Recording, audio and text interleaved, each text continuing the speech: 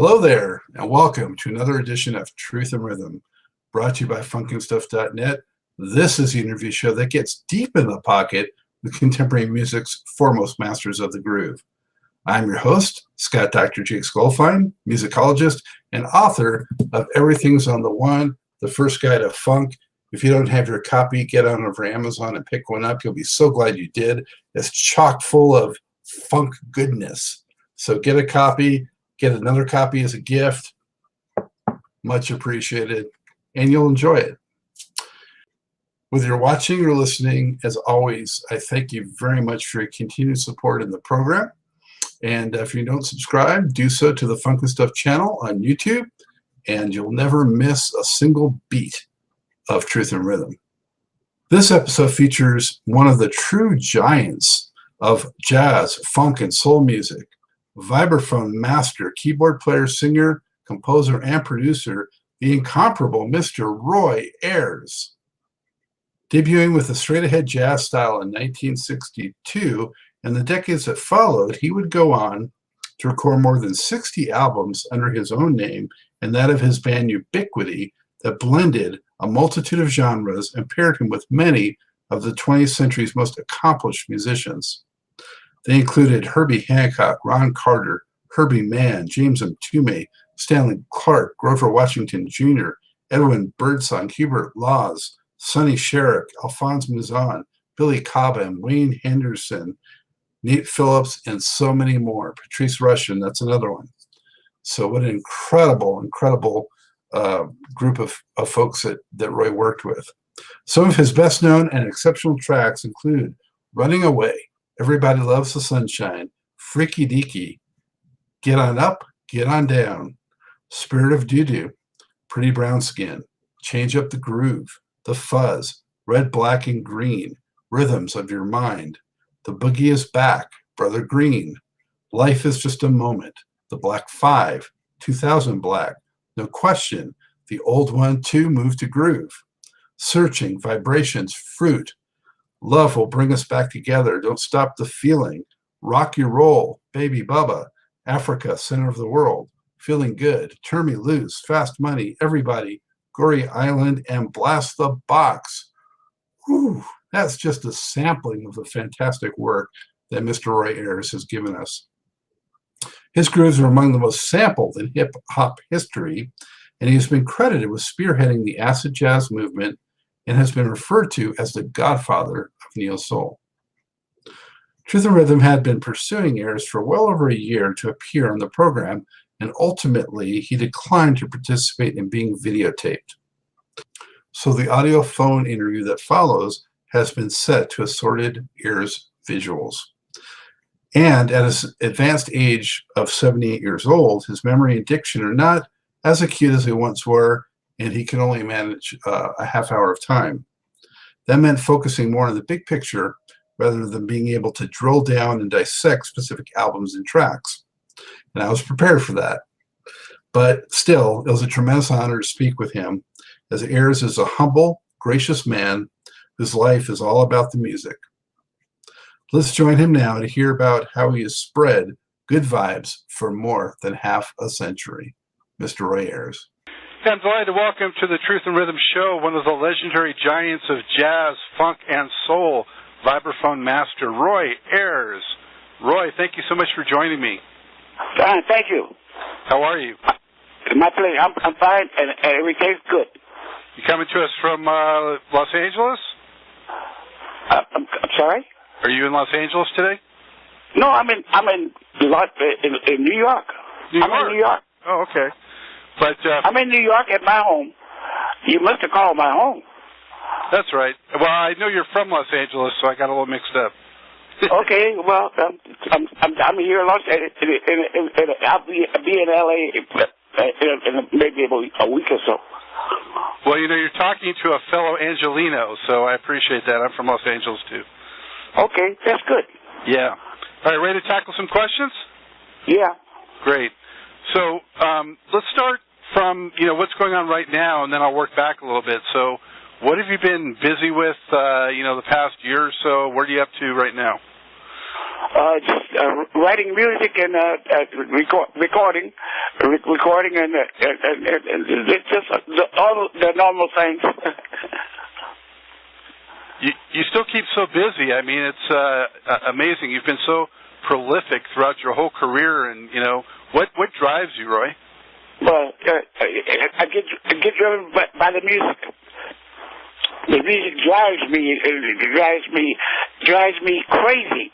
Almost crazy, but almost crazy. But it's spectacular. Yeah, so you're still as in love with it today as you were 50 years ago? You doggone right. Yeah. So I understand it was Lionel Hampton that kind of got you first, when you were very little, hooked on the vibraphone? Oh, yeah. Lionel Hampton. My very first episode. My God, Lionel Hampton. I knew him. It was really relatively. I met many later in life.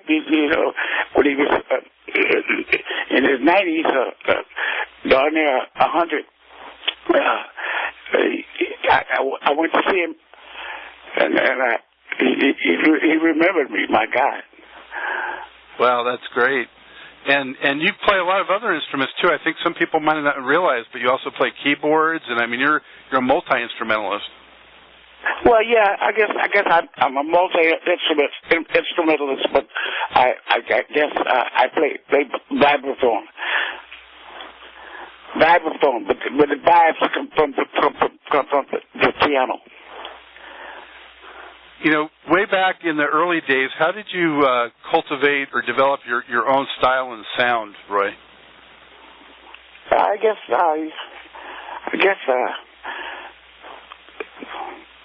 the memory of Lionel Hampton, especially the mind of Lionel Hampton, he sparks my creativity. Lionel Hampton was one of the musicians that studied with a lady named Patrice Rushen. Patrice Rushen. Yeah. He studied with Patrice Rushen. She was very fantastic, a fantastic teacher, and she lived two doors from my house, and she was wonderful.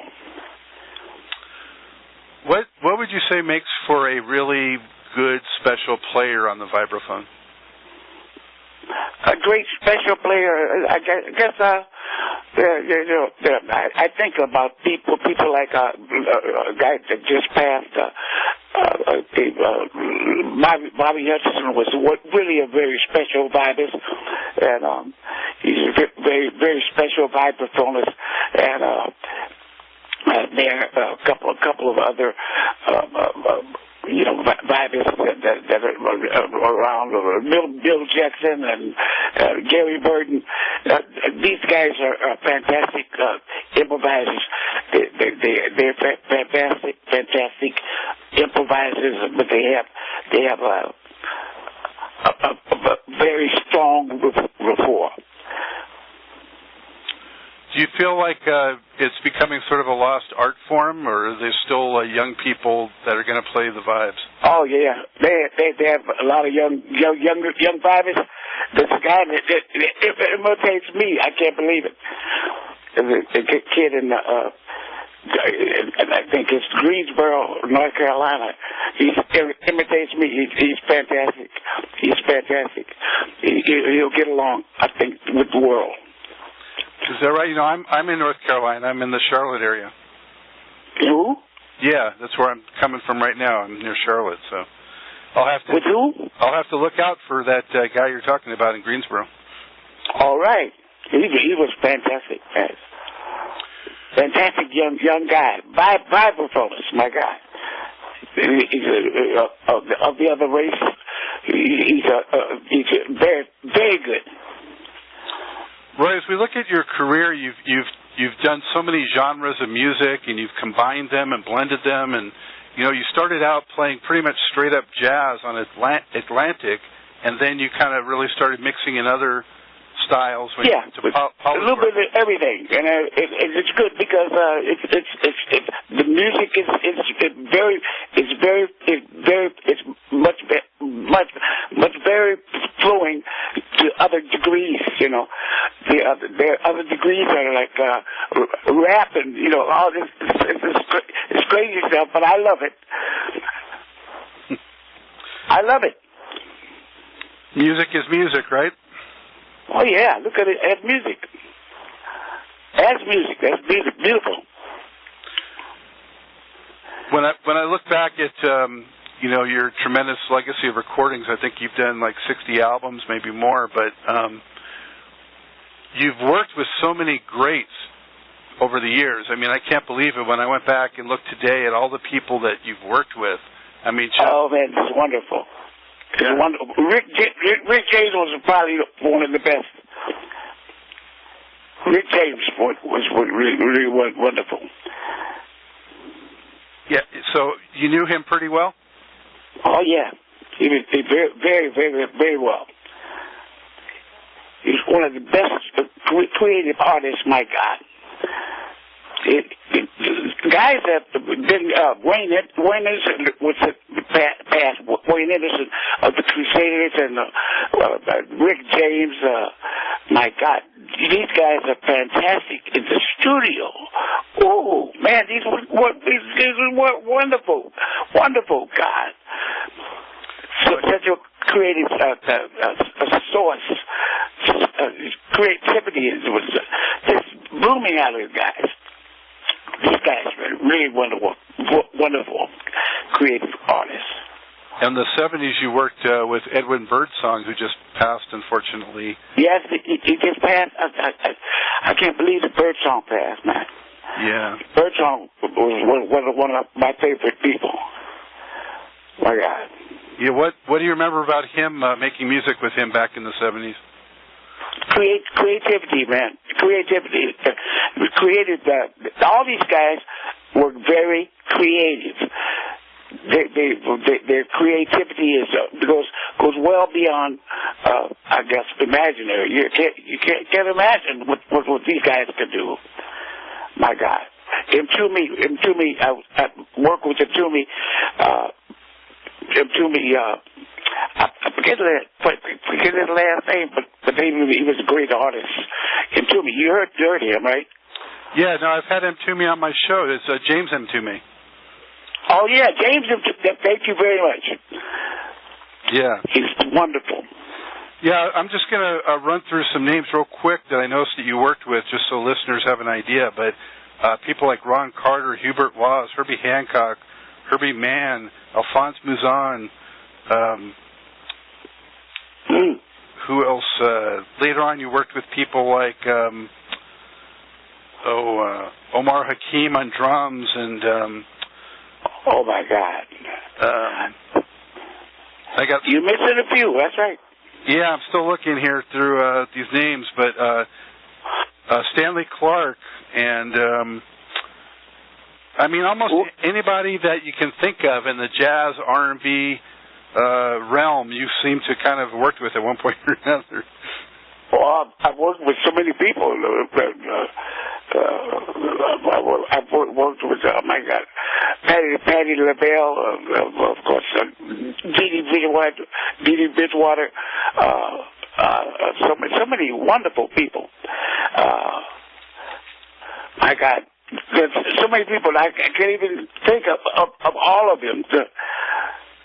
But you name a few. What was the difference between the Ubiquity side of what you did and the stuff under Roy Ayers? What is the difference? The question is kind of confusing. What is the difference? Well, you recorded some records using the name Ubiquity, and then you had other records that were just under Roy Ayers' name. So it was just under Roy Ayers Ubiquity, and I used the group name under the group name. It was the difference between the Ubiquity guys and the un-Ubiquity guys. You know. It seemed like in general, though, that the Ubiquity stuff was a little funkier than the Roy Ayers stuff was a little. Yeah, that is what it was. That's what it was. What attracted you so much to funk at the time, and what makes for really good funk when you're playing vibes? It makes for really good funk when you get funky players, and they're really funky. You know, there's a certain kind of player that for example, displays funk, and a certain kind of player that displays a non-funk. You know what I'm saying? It's funky. So it's funky. So it's funky. When it's funky, it's automatically funky. On some of the records, you kind of were more in the background, and then other ones you came more up front with your playing. How did you decide, like, what you would do for a particular project? Well, I would imagine playing a certain kind of way. You play funky, and then sometimes you don't play funky, and then sometimes you play in a mood, and you different moods, you know. So it's a variety, spice of life. You produced all those records. You know, how do you think that people in the group would say that you were as a producer? I mean, what was your approach to production? Well, I guess guys would say, hey, it's pretty funky, and other guys would say, hey, he's not too funky. But did you really tell people, like, kind of what to do, or you let them kind of do their own thing? Yeah, of course. Let them do their own thing. More than likely, that's what they usually did. And you, Wayne Henderson was kind of like very, very, very free, and Birdsong wrote a song called a Poor Man. He was a poor man. He wrote a song. It was a classic. I remember that song. Wow. Oh God, I wish I had it. I wish I had it right now. No, I don't have it. Oh well. Well, you know, I got to tell you, I'm a big funk fan, and funk jazz, and probably my favorite album out of them all, in terms of having that kind of flavor, was Mystic Voyage album. Oh really? Mystic Voyage. That was a great album. My God, I dedicated that to Cannonball Adderley. Julia, you remember Cannonball? I'm sorry, what? Do you remember Cannonball Adderley? Oh, yeah, sure, saxophone. Right, I dedicated that album to him. Nice. I said, this album is dedicated to Julian Cannonball Adderley.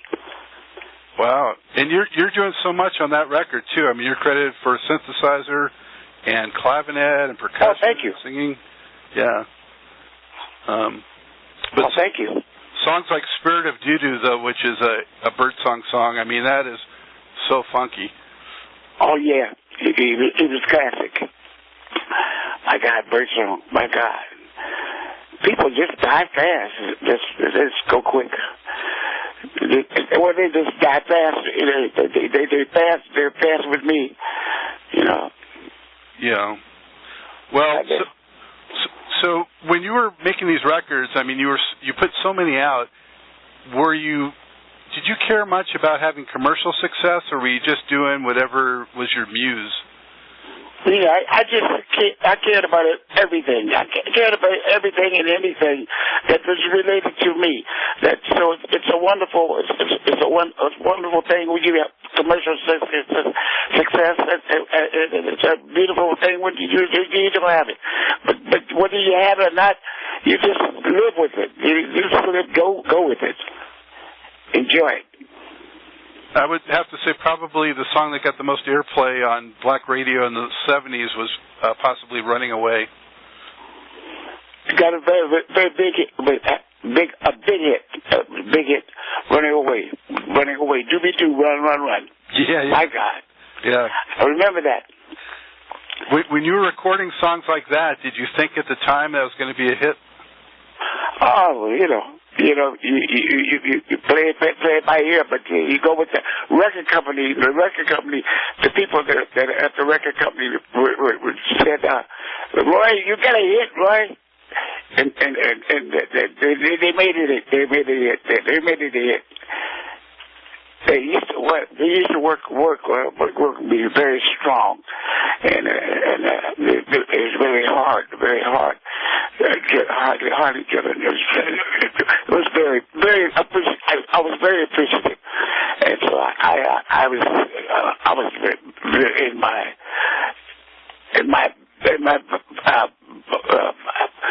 I guess in my sad, great mood.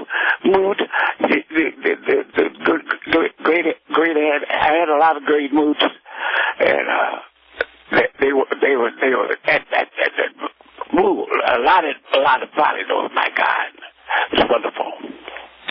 Roy, it looks like the last time that you used the Ubiquity name was like 78. Was there a reason why you stopped with that and just continued on with just your name?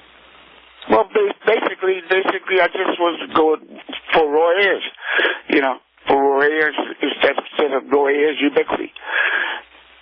I dropped the corporation, and I dropped it, dropped the name Roy Ayers Ubiquity instead of Roy Ayers, it just called for Roy Ayers. I went forward. I guess I went forward to 1999.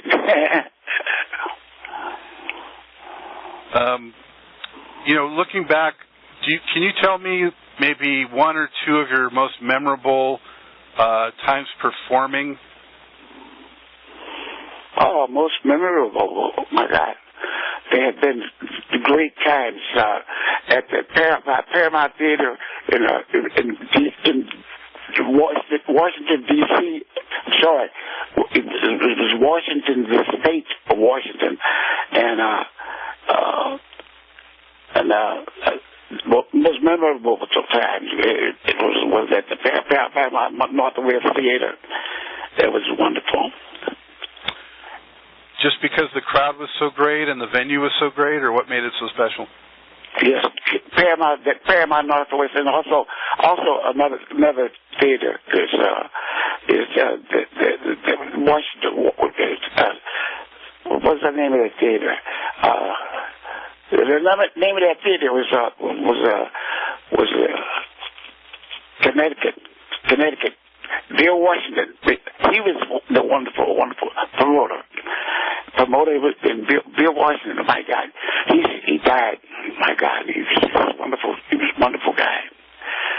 Wonderful promoter. Now, Roy, your music had a lot of connection to the black experience in America, and also to the roots in Africa and that kind of thing. How important was the message of your music to you?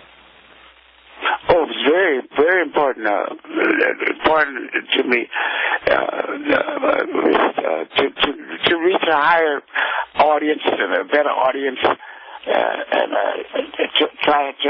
was trying to grow spiritually and mechanically, mechanical with all the roots.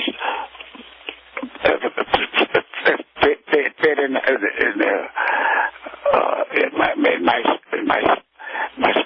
spiritualness.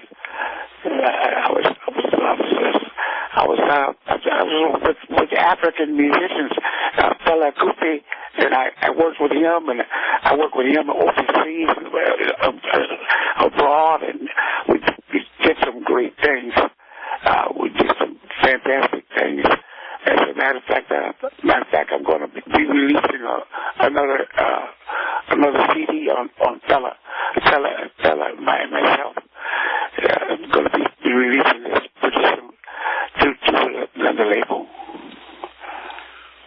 in that vein, too, that album, Africa Center of the World, was a really good album, and you had that title cut with Fela Kuti, right? Right. Oh, man. Fela Kuti was really a wonderful guy. He was a great... you didn't mention him, but he passed away also. But he was fantastic, man. Yeah, another legend right there. That's true. That's very, very true.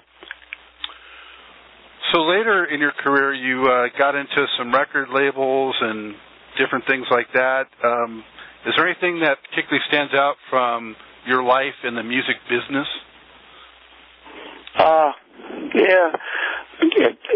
The people that I've met, I've met some really wonderful people, and I've met some very nice people, very nice people that are,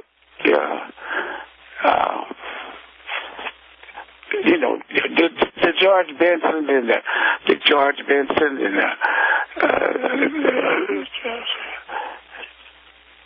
Fela Kuti, all these guys are real wonderful experiences for me and in my career. And it really was wonderful to meet these people, just to meet them, and just to have a conversation with them, and to have the peers. The peers made me feel good.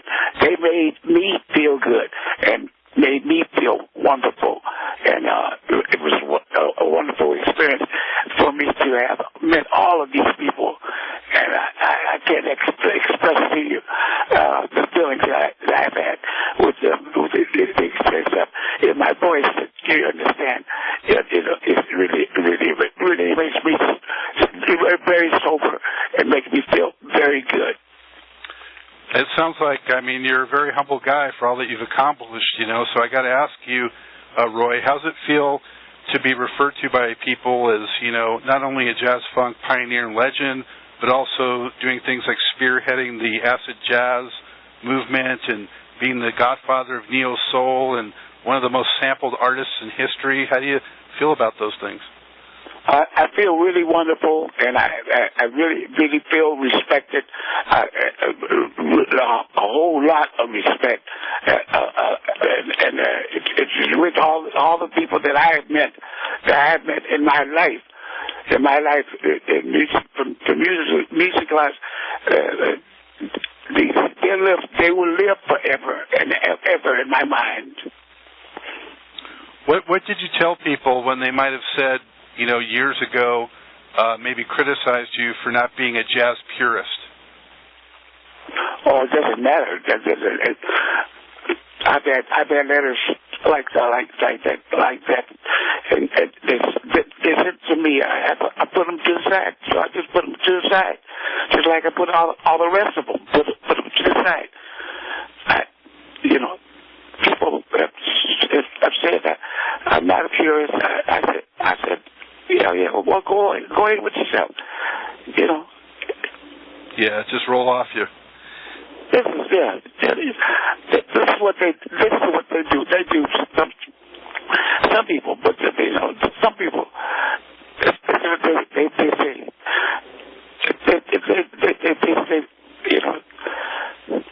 Maybe a few people.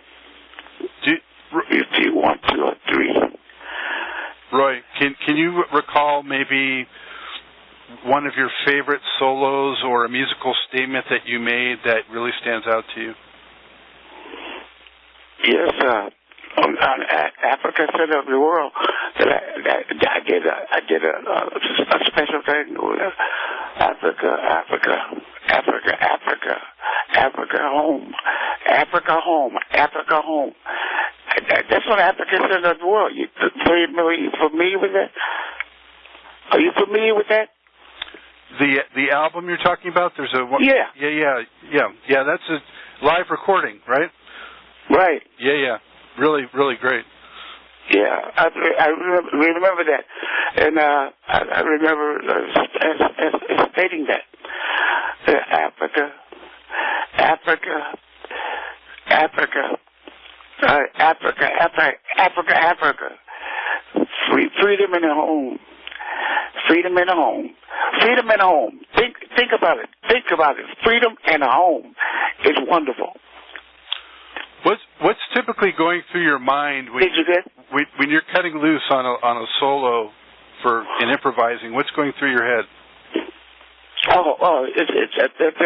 It's millions of things that go through your head, but it's freedom. It's feeling such a freedom. Sometimes I interpret the freedom that people felt. Sometimes when I'm free on stage, and I have no problems with anybody. It's beautiful. I'm free, and I flow like the drum, and I'm happy. I'm happy, very happy, very, very, very happy to be complete. To be complete is such a wonderful feeling. It's like it's free. It's free. Like it's free on stage. You're kind of like freedom. It's like free. Freedom. Sounds beautiful. It's wonderful. Sounds beautiful. What are you most proud of looking back of accomplishing, Roy? I look back at my mother and father, and my sisters, and their congratulations. They have always congratulated me. My three sisters, I have two of them I lost, but I have one left, and my mother and father died, and they both died, but they both were with me, with my freedom and my complete trust in the music. I love music. I love music so much. Yeah, and you had music in your household growing up, I understand. Right? Oh, yeah. I have music in my household. And my three children, I have three. My God, it's wonderful. So, what else do you hope to accomplish before it's all said and done for you? I'm trying to go for this Grammy award with Stella Kuti, and I've done some beautiful things with Stella Kuti. We've had a great success with the Nigerians. They're beautiful. Is there a message you'd like to get out to your fans through this show before we say goodbye? Well, I guess all people that are from Africa, it is so wonderful to see them gelling with the African vibe. Everybody's vibing on Africa, and it's wonderful. And it's a wonderful place to be.